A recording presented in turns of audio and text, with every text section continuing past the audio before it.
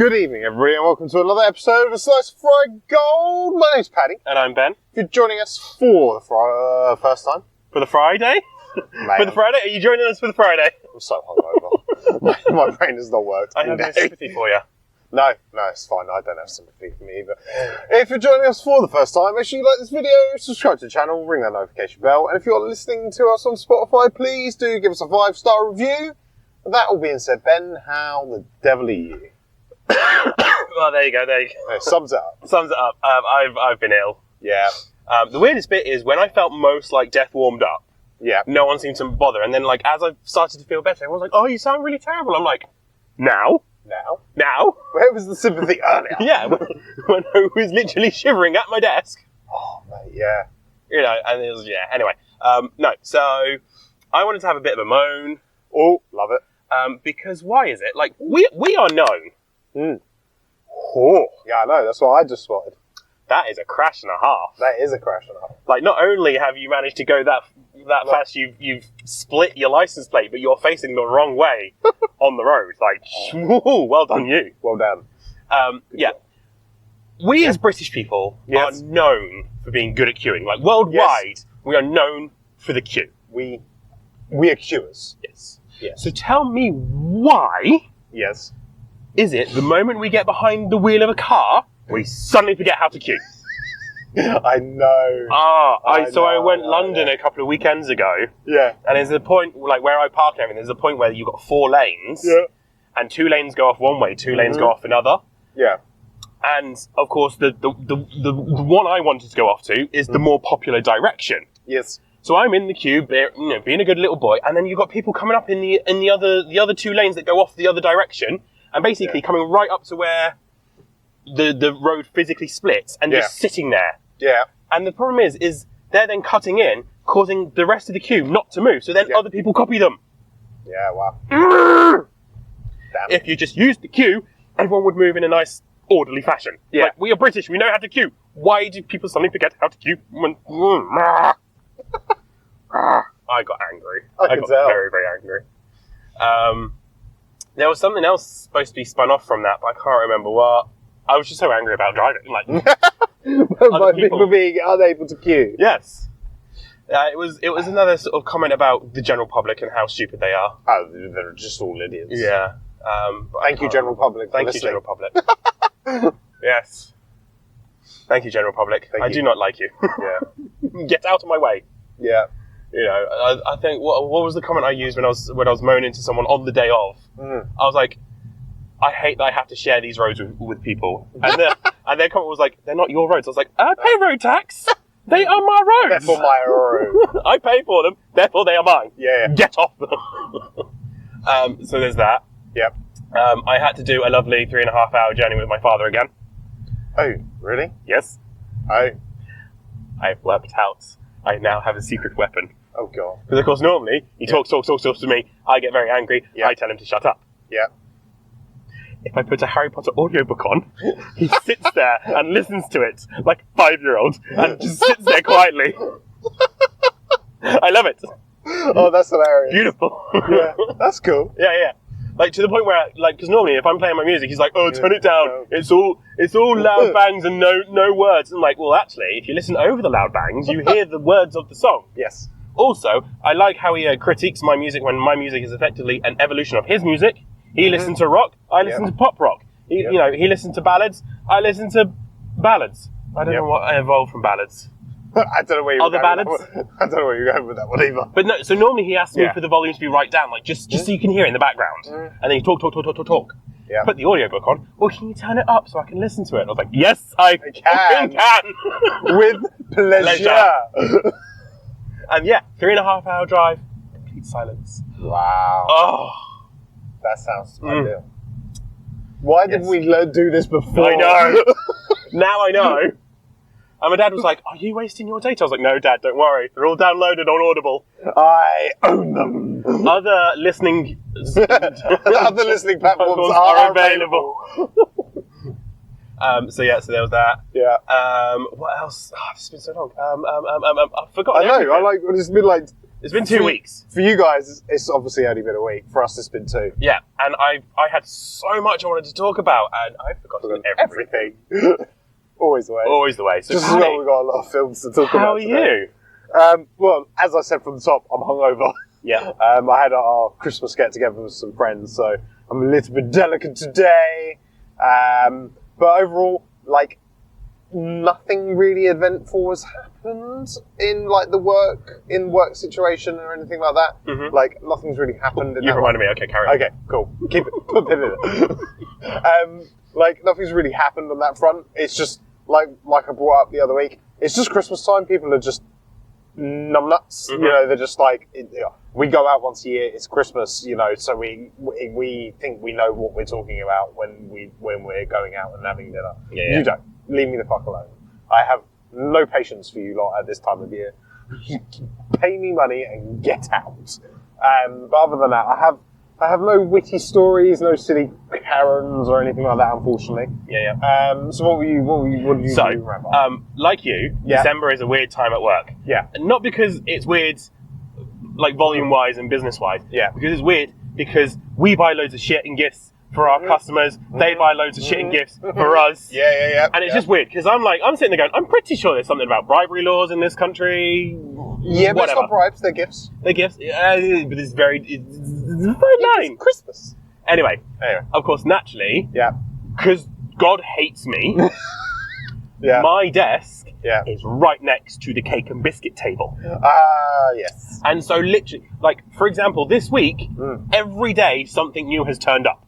So like the first day, a load of sausage, like one of our customers had ordered a load of sausage rolls from the local Greggs and sent them in. The second day, we got this delivery from a company called Bad Brownie, who do brownies in the post.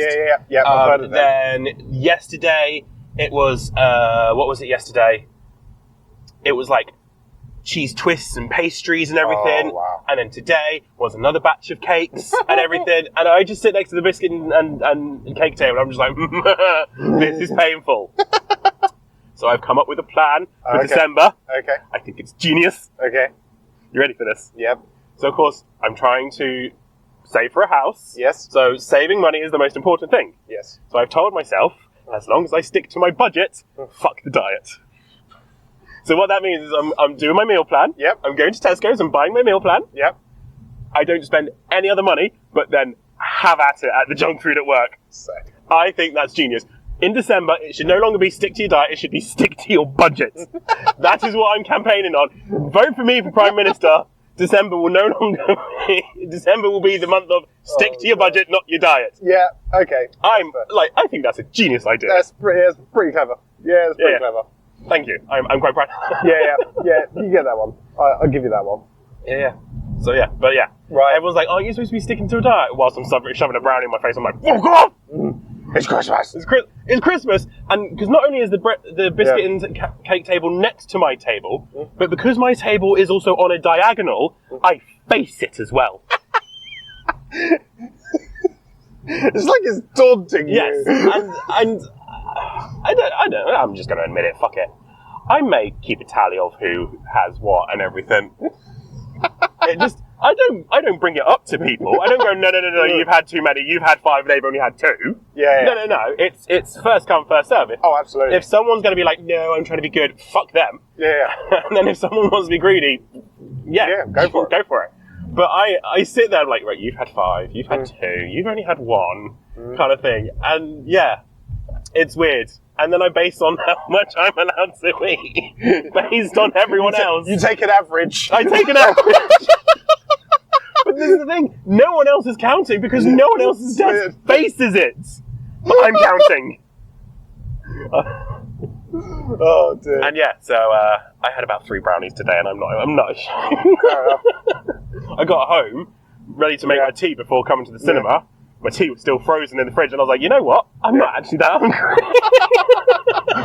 So it works out. Yeah, that's fair. I'm sticking to my budget.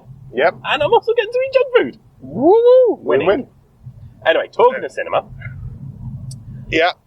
You've been twice. I've been twice. I've been 4 times. Yeah. So I should probably start talking first. Yeah. Because I've got more talking to do than you. Yes. Shocker. Well, what's new? What's new, exactly? So Anyway. the first one I went to see Yeah. was Conclave, Okay, yeah, starring Ray Fiennes yeah. I really want to still watch this. and Stanley Tucci, Yeah. and lots of other big names. Yeah. But they're, of course, your two big ones. Yeah. So, my review of that is, it's your typical political scheming, Mm-hmm. shenanigans, like, everyone's playing chess Yeah. and everything. Yeah. A very, very, very slow burn of a film. And I think Okay. with these kind of films where it's a slow burn, Yeah. it's all about the politics and the scheming Yeah. and the masterminds and who's got what plans up their sleeves and who's got what plot twist, da da da da. Yeah. Oh, I've said it there. Those films rely on the plot twist at the very end. Yeah, but that's not. Yeah. I don't know how I feel about this plot twist at the end. I've not read reviews, but I've seen that apparently the plot twist is a very dividing thing. Yes. It's a Marmite thing. Apparently, Yeah. people either love it or hate it. There was one lady in the cinema, laughed for 5 minutes straight. Wow. Yeah. Okay. But I think, whilst I'm okay with the plot twist, Yeah. I don't think all that slow build up to it Yeah. is worth it. I don't think it pays it off. Right. And that's my problem with the film. Yeah. If it had a much better plot twist, not a much better, but a much more satisfying plot twist, Yeah. I would have been like, oh my god, guys, go see Conclave. Yeah, It's yeah. amazing. Because, you're watching it and you feel, how it's done, how the voting system works, how all the schemings work.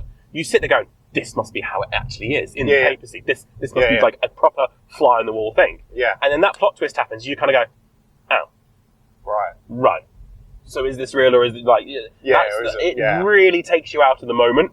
Oh, you see, to me, then that I would feel like that would have ruined the film. Mm. Like I said, the lady in the front, it took her out of the moment that much. She laughed for 5 minutes straight. Yeah. So that was the first film. Mm-hmm. Then the next film we can both talk about, because the next film I went to see was Lord of the Rings, The War of the Rohirrim. So do you want to go? I shall go. I was highly disappointed. Wow! I thought you were going to come in and cream over it. No. Oh, okay. I was quite disappointed with it. Yes. The animation, the bits of the animation were really poor and really cheap. Yeah. It looked almost like South Park, and people were going moving around like this. Yeah. I was so upset. Yeah.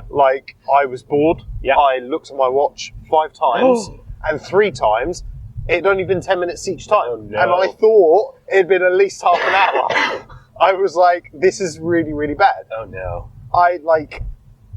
Even down to the point of, I was sitting there going, do I even want to carry on watching it?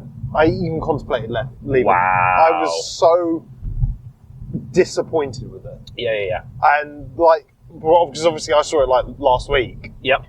I've stewed on it for a week. Yes. Obviously normally we do kind of fresh reaction straight away. Yes. But I've had time to ponder on it and things like that. And I'm seeing reviews of people saying, oh, it's such a great film.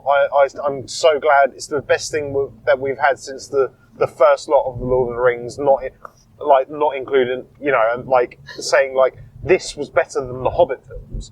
The Hobbit films were not great, but I would watch the Hobbit films again. Yeah. I will not watch this again. I'm done. There was one and done. I won't watch that again. Yeah. I thought it was bad. Your thoughts? I'm very similar vein. I was very bored as well. I was kind of I can't remember who said it, but there's someone, a famous author was being interviewed, and it was a audience participation thing, and one of the audience members stood up and said I'm trying to write a story. What is your best advice to give me? And this author, I can't remember who it is. Stephen King, possibly. It? I feel like I know them. But he said something along the lines of, you've got your characters, write about the most interesting part of their lives. If you're not writing about the most interesting part of their lives and you're referring back to it, why? Write about that. That's obviously the most... And that really stuck with me. And I was just sitting there going, is this the most interesting part of their lives? Yeah. I was just like, what's interesting about this? It's nothing. There was nothing. And just one of the reviews, I actually saw a review of this, because normally I, of course, try and avoid reviews, try and make my own opinion. But just today, just clicking around randomly on the internet, I saw a review, and the comment, it was a really valid comment of, once again, Peter Jackson manages to turn a footnote into a 3-hour-long film, because that's what he did with the Battle of Five Armies, didn't he? He took a page from the Hobbit book and went, 3-hour film. And this was that again. A footnote turned into a full-on length film. And it just added characters and changed bits that didn't even need to be in there. You know? I feel like it was very fan-servicey, even though I was sitting there going, I don't know what's going on. I feel like there was lots of fan service in it. Yeah, there was a little bit. I got a few references and everything. But I feel like there was just like bits like just rehashed. Oh yeah, 100%. It wasn't even like fan service. It was like, oh, I know what will be cool. We'll do the elephants again. People like the elephant bit again, and we'll have somebody run up it again. You know, like because that was cool. And of course, naturally, my most hated thing of all, Mary Sue's. Yeah, she was very much a Mary Sue. Yeah. Like literally. And also, like, the villain was not compelling. No, it wasn't. It was boring. It was just like... I don't care about spoilers because it's right at the start of the film, but it's like, my father died in lawful combat. You will pay for this. It's like, they literally, let's take this outside where we can fight like men, blah, blah, blah, blah. Your father threw the first punch and everything. He'd gone into a, you know, in medieval times, that would have been a duel. Everyone's there standing around watching it. And the fact that it was a one-punch kill. It shows that your dad's a bitch. And, you'll pay for this. Your dad entered into that willingly. He went there. He knew what he was going into. So, the villain was not compelling at all. No. And I was just like, oh, get over yourself.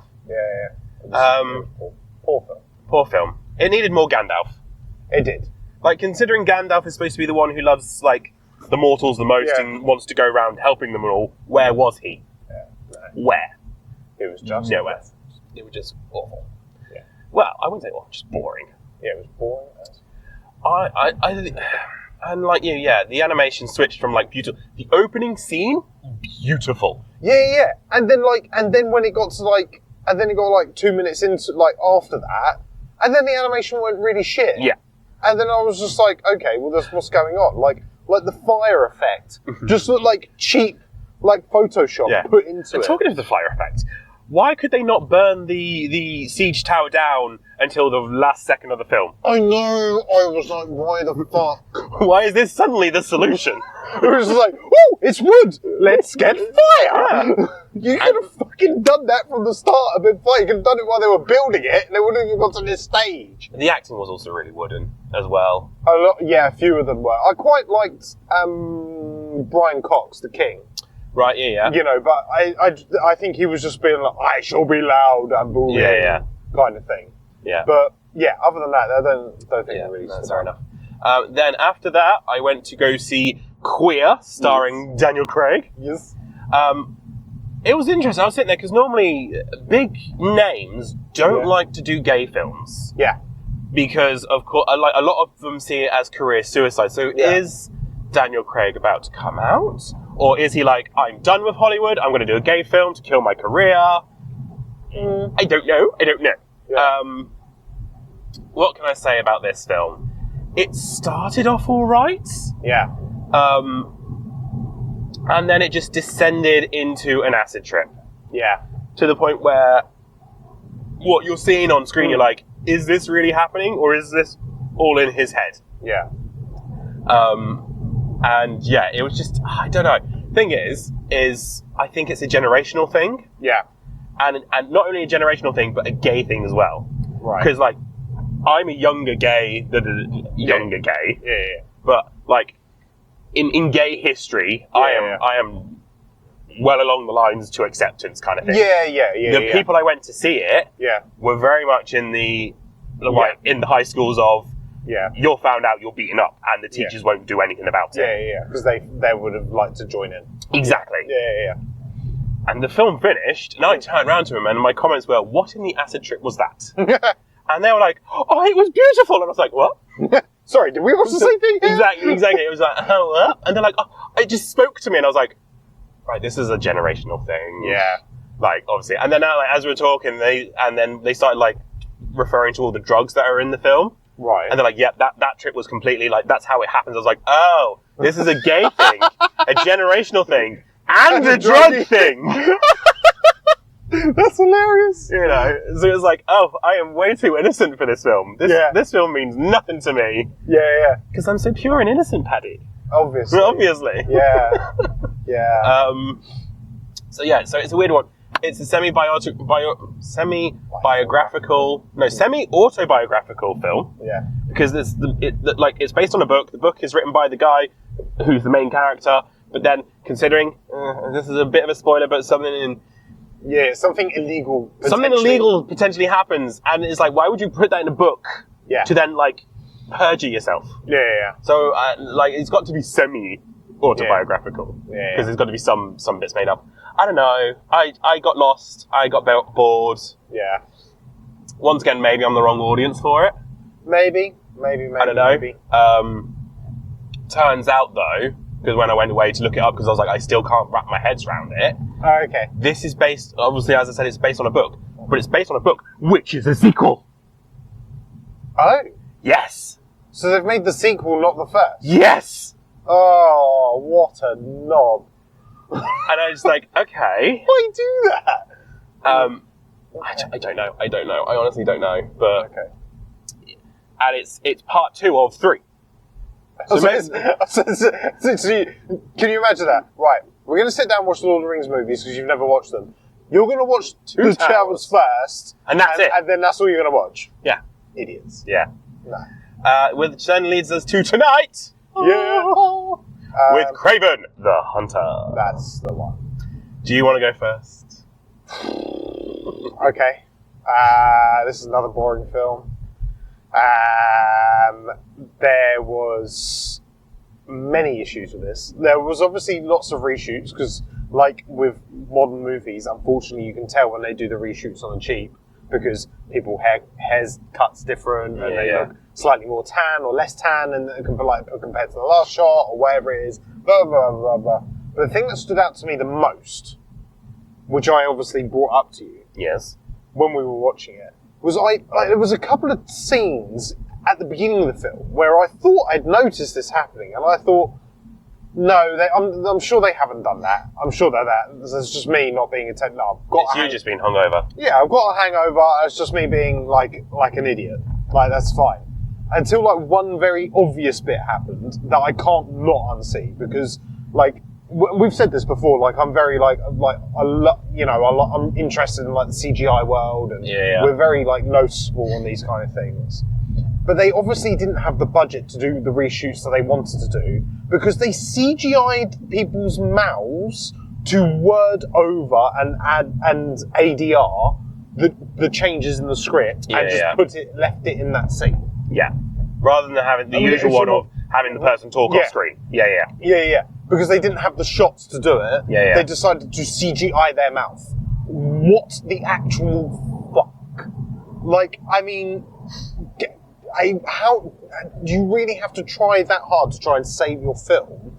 That instead of being able to do a reshoot or reformat what you've already taken, you have to CGI somebody's mouth to then to change the story. Yeah. I mean, it's ridiculous. It is ridiculous. Aaron Taylor-Johnson, he's a good actor. Mm-hmm. Ben will tell you in a second. He's a gorgeous man. Mm-hmm. I did have some issues with his accents.